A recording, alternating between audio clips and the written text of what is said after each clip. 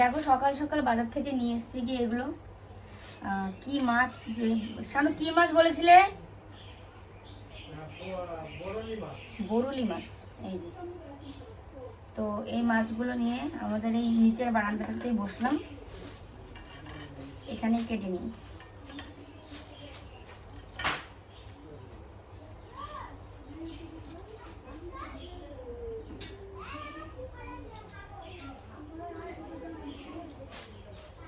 তোমাদেরকে জানাই শুভ সকাল। আশা করি যে যেখানেই আছো ভালো আছো, সুস্থ আছো। আমরাও তো ভালোই আছি। এই তো কালকেই হচ্ছে কলকাতা যাওয়ার পালা। তবে তোমরা যে ভিডিওটা যেদিন দেখছো এদিনেই কলকাতায় মানে আমরা রওনা দিব, কারণ দুদিনের ভিডিও একদিন করে দিচ্ছি। এই দিন ভিডিওটা শুরু করেছিলাম খুব এনার্জি নিয়েই, কিন্তু ভিডিওটা আর পুরোটা শেষ করতে পারিনি। তো পুরো ভিডিওটা দেখতে থাকো, আশা করি তোমরা অনেক কিছু জানতে পারবে এই আর কি। তো এখানে বরেলি মাছ কাটতে বসেছি। এগুলো বাজার থেকে নিয়ে আসলো কিছুক্ষণ আগে, গিয়ে আমি কাটতে বসলাম। তো তোর বিয়া খাইছে, দুধ খাইছে, বুঝছো? আমরা দুধ মুড়ি খাইলাম না, ওই দেখো ফুটে হ্যাঁ ফুটে দুধ লেগে গেছে।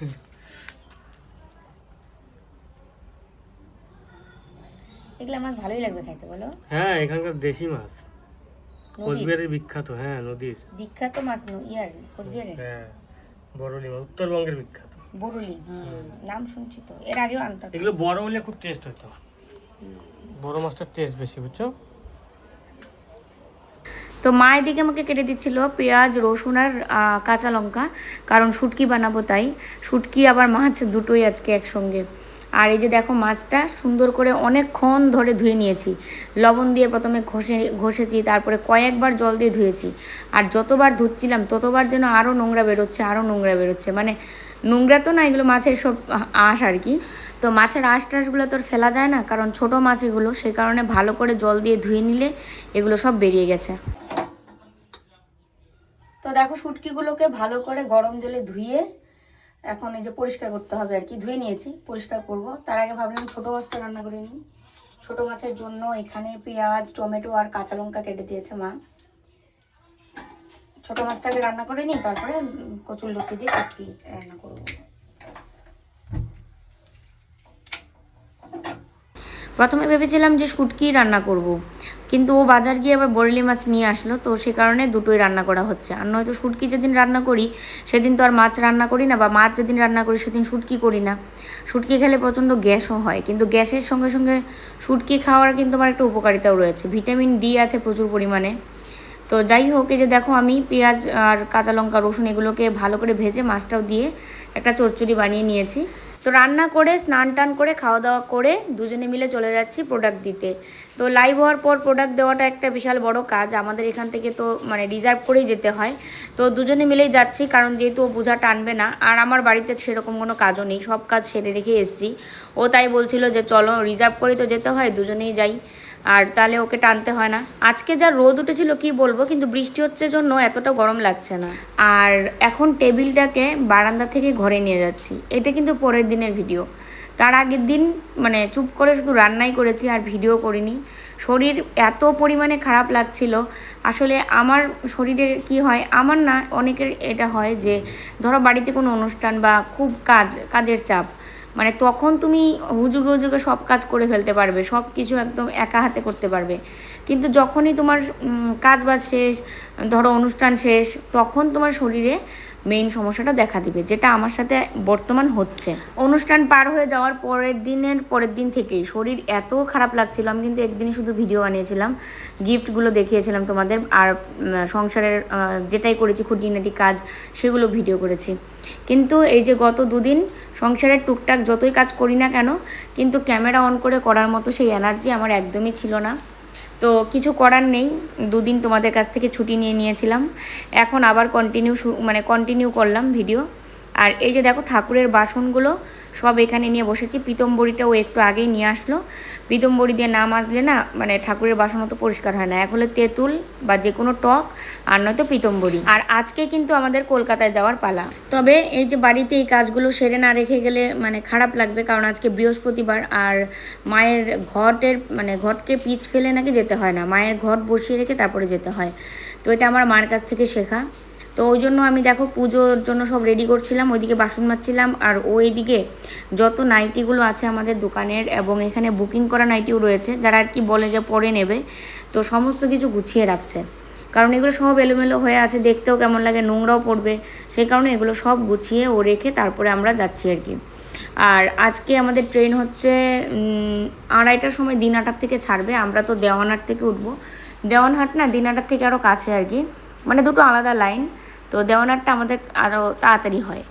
আর এই পাশে ঠাকুরের বাসনগুলো সব মেজে নিয়েছি, নিয়ে এখানে ধুয়ে নিচ্ছি। মানে এত সব মানে কাজ করে রেখে যাচ্ছি, যেগুলো সব কিছু ক্যামেরা অন করে করলে আরও বেশি সময় লাগতো, এমনিতেই দেরি হয়ে যাচ্ছে। বাসনগুলো ধুয়ে রেখে তারপরে আমি যাব আমের পল্লব এগুলো আনতে। তো এই যে দেখো বেলপাতা, আমের পল্লব আর হচ্ছে দূর্বা সব রেডি করে নিলাম, দৌড়ে গিয়ে রেডি করলাম। আর এখানে আমাদের গাছে আজকে ফুটেছে 3টা জবা ফুল, তো এই ফুলগুলোও তুলে নেব এখন। ফুলের সাজিটা নিয়ে আসি। বাসনগুলো মাজলাম, ঘরটা মুছতে লাগে, বৃহস্পতিবারে জানোই তো কত কাজ, তার মধ্যে টাইমও হয়ে যাচ্ছে আমাদের যাওয়ার, মানে কখন যে কোনটা করব কোনো ইয়ে নেই, কখন কোনটা করব। ফুলও তোলা হয়নি, মা ওইদিকে রান্না করছে। তো এই যে দেখো 3টা জবা ফুল ফুটেছে আজকে আমাদের কাছে, 2টো আরেকটা ওখানে, এই দেখো আরেকটা। আরে ফুলটা ছিঁড়েই গেল।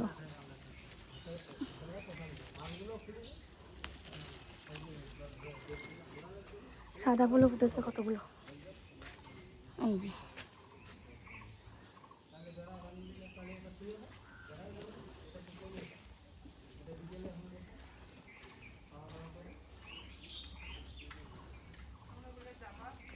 হ্যাঁ ভালো আছো পিসি? কখন আর মা ওইদিকে রান্না করছিল, আমি এদিকে মানে এই সব কাজগুলো করছিলাম, ও আর আমি দুজনে মিলে গোছগাছ আর হচ্ছে সংসারের বাকি সব কাজ। এদিকে ঘরটা না মুছলেও হয় না, কারণ আজকে বৃহস্পতিবার মায়ের ঘর বসাবো, ঘর তো আর মুছবো না, তো ঘর তো মুছতেই হবে।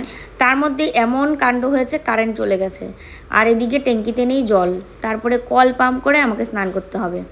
বুঝতে পারছো আজকে এত মানে ঝামেলার মধ্যে পড়ে যাবো এটা ভাবতেও পারিনি। তো এই ঘর মুছে নিয়েছি, এখন ওই ঘর আর বারান্দা মুছে আমি ডাইরেক্ট চলে যাব স্নান করতে।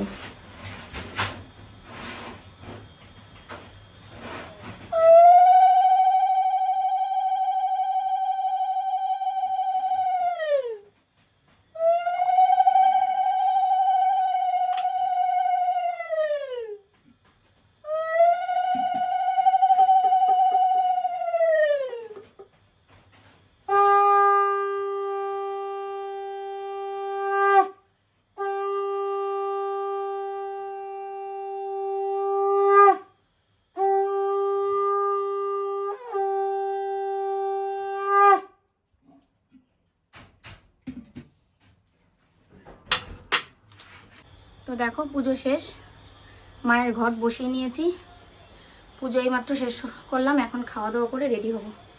আমি যখন পুজো দিচ্ছিলাম তখনই ওকে বলেছিলাম খেতে, তো ও আর ঘুটুন কিন্তু খেয়ে নিয়েছে, আর আমি পুজো দিয়ে এখন খেয়ে নিচ্ছি। ঘুটুন আমরা চলে আসবো কালকেই, তুমি থাকো। আসলাম, ভালো করে থাকবা, মিকিকে দেখবা, নিজেও ভালো করে থাকবা, গ্যাস নিচে বন্ধ করবা কিন্তু। তো চলো ঠাকুর ঠাকুর করে রওনা দিচ্ছি, যে তারা পুরো করে রওনা দিচ্ছি না মানে কি বলবো। তো এই যে বেরোলাম, প্রচণ্ড পরিমাণে রোদ উঠেছে, একদম সেই গরমও পড়েছে খুব। ছোট ছোট আসো এদিকে। হ্যাঁ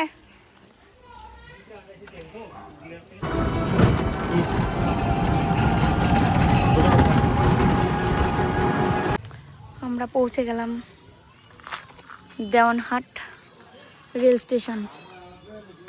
আকাশে কি মেঘ, বৃষ্টি আসবে।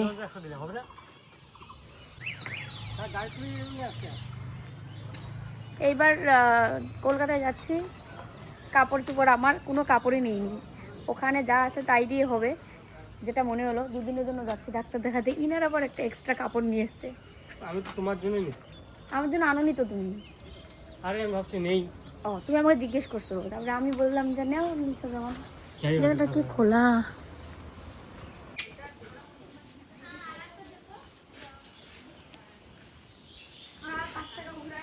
পাখির বাসা কিন্তু এটা, এই যে এটা পাখিদের বাসা, শালিকের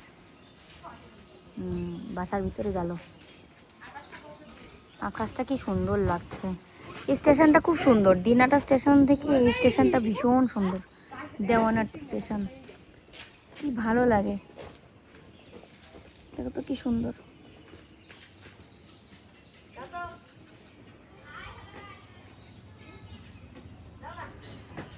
এদিকেও কি সুন্দর কলা গাছ, একদম নিরিবিলি একটা পরিবেশ, সুন্দর।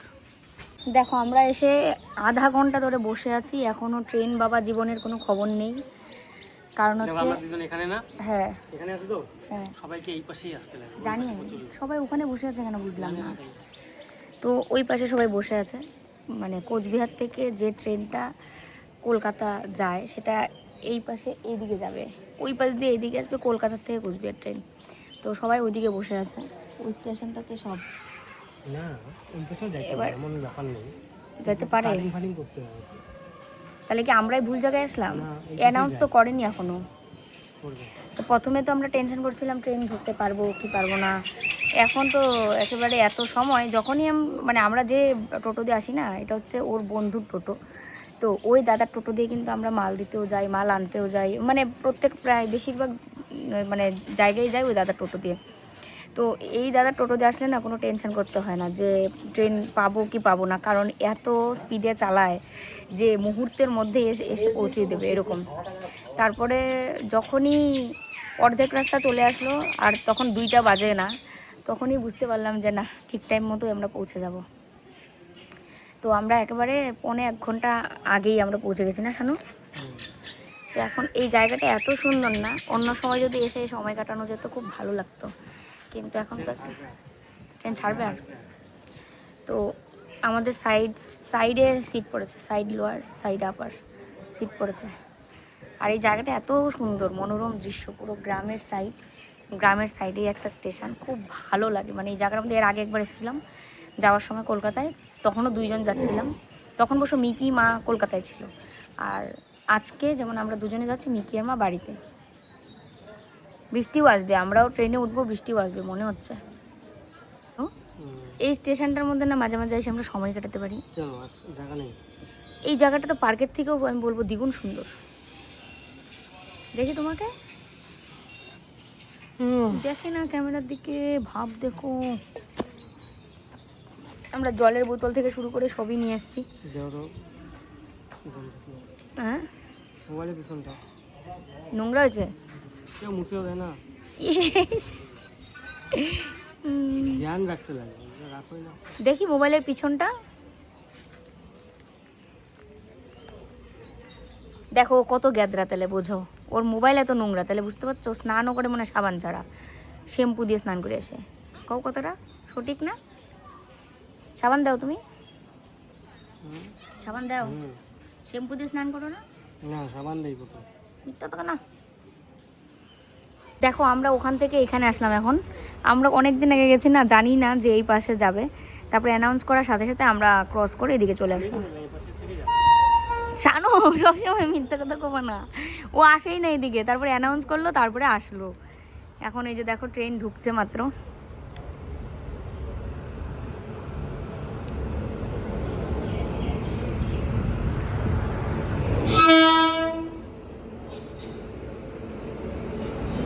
যে আমাদের S5 চলে গেল, এখানেই থামবে, এখানেই উঠো।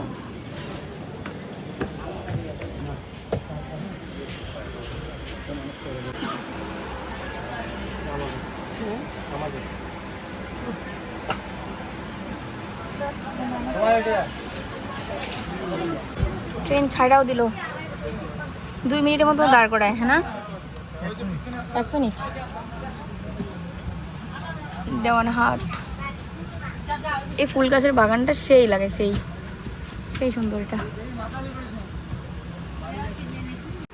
দেখতে দেখতে আমরা কিন্তু শিলিগুড়ি চলে এসেছি, আর শিলিগুড়ি থেকে ও নিয়ে নিচ্ছে রাতের খাবার, আর এখনের জন্য একটু চা, জল, বিস্কুট এগুলো সব আনতে গেল।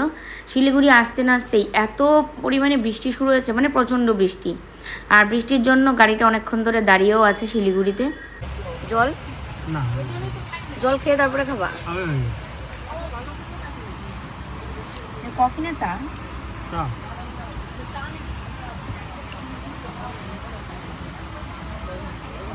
চা?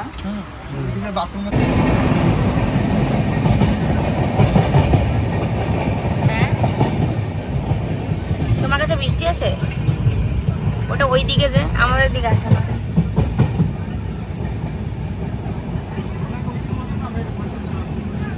আজকে শুক্রবার, মানে বৃহস্পতিবারে রওনা দিয়েছি, আর আজকে মানে শুক্রবার ভোরবেলাতে পৌঁছে গেছি শিয়ালদাতে। লোকাল ট্রেনে উঠে পড়েছি, কারণ লোকাল ট্রেন থেকে নেমে আমরা ফ্ল্যাটে যাব। তো এখান থেকে যাব বিধাননগর নেমে তারপরে অটো ধরে তারপরে আমাদের ফ্ল্যাটে। ট্রেন থেকে নেমে দুজনে মিলে চা বিস্কুট খেয়ে তারপরে আর কি ফ্ল্যাটের দিকে রওনা দিব। বাড়ি গিয়ে তো অনেক কাজ, মানে ফ্ল্যাটে গিয়ে তো অনেক কাজ, বুঝতেই পারছো। ফ্ল্যাটে এসে পৌঁছে গেছি অনেকক্ষণ আগে। পৌঁছে এই তো সব গুছগাছ করছিলাম। প্রথমে ভাবছিলাম ভিডিও করব কি করব না, মানে মনে হচ্ছে যেন কতক্ষণে কাজগুলো শেষ করে নিয়ে স্নান করে একটু এসে বিছানায় শুই। শরীর তো ভালো লাগছে না, বুঝতেই পারছো জার্নি করে আসলে শরীরের অবস্থা কতটা খারাপ হয়। তো যাই হোক, এবার একটু ভিডিও না করলেও মনটা মানবে না। বিছানাটা খুব সুন্দর করে ঝাড়লাম, সব কিছু পরিষ্কারই ছিল, একদম কোনো কিছু ইয়ে নেই। শুধু ফ্লোরটার মধ্যে হাঁটলে বোঝা যাচ্ছে যে ধুলাবালি আছে। আর বিছানাটা সুন্দর করে ঝেড়ে নিয়েছি, বিছানা ঝেড়ে নিয়েছি। আর এখন হচ্ছে ঘর ঝাড়ু দিব, যে ঝাড়ু নিয়ে আসলাম। আর ও হচ্ছে বড় কাজ করছে, বাথরুমে কাপড়গুলো সব ভিজিয়ে দিচ্ছে। ও ভিজিয়ে দিচ্ছে, আমি বললাম তুমি ভিজিয়ে রাখো, আমি এখন ধুয়ে স্নান করব। তো ওই কাপড়গুলো ভিজিয়ে দিচ্ছে। আর সবচেয়ে বড় কথা, ফ্ল্যাটে ঢুকেই দুজনকে মিস করছি। সবচেয়ে হচ্ছে মিকিকে মিস করছি, আর অবশ্যই মাকেও মিস করছি। মানে কি বলতো, যে বাড়ি গেলে মনে হয় যে বাড়িতেই থাকি, আর এখানে আসলে মনে হয় যে এখানেই থাকি। এই জার্নিটার জন্যই সবচেয়ে বড় ইয়েটা হয়। জার্নি করে যাওয়া আসা এত কষ্ট লাগে। আর কালকে রাতে চেনটা খুলে রেখেছিলাম ট্রেনে, এত মানে কষ্ট না জার্নি, কি আর বলি। তো আমার যে কবে ডাক্তার দেখানোটা তো মানে ডেটটা অন্যভাবে আর কি ঠিক করা। তো আমি যাই হোক এভাবে এখন বলছি না, ওটার উপরে নির্ভর করে ডেট। তো যারা বোঝার তারা ঠিকই বুঝবে। এবার হচ্ছে কি আমার এখন হচ্ছে ঝাড়ু টাড়ু দিয়ে তারপরে স্নান করব। ও যাবে বাজার, আবার বাজার করতে, নাহলে খাবো কি। সব কিছু ঠিকঠাকই ছিল, ফ্রিজও অন করা, কারেন্টও আছে। এর আগে তো এসে দেখলাম কারেন্ট কেটে দিয়েছিল, তখন তো এটা আলাদা কথা ছিল। এই যে ফ্রিজ ঠিক আছে, কারণ কি তখন ওই কারেন্ট বিল এসে জমা হয়েছিল, আমরা জানি না। 2 মাসের বিল পেন্ডিং ছিল জন্য কারেন্ট কেটে দিয়েছিল। গপু ছাড়া আসনটা একদম শূন্য, একদম ফাঁকা। গপু তো বাড়িতে রয়ে গেছে, ঠাকুরের বাসনও বাড়িতে রয়ে গেছে। চলো ঘর দরটা ঝাড়ু দিয়ে নিই। ঘুটুনটাকে রেখে এসছি না, বারবার শুধু মনে হচ্ছে। ঘরে ঢুকলে ও কী পরিমাণে লাফালাফি করে তোমরা তো দেখোই। ওর বাটিগুলো যখন নিয়ে যাচ্ছিলাম আমার কেমন যে খারাপ লাগছিল।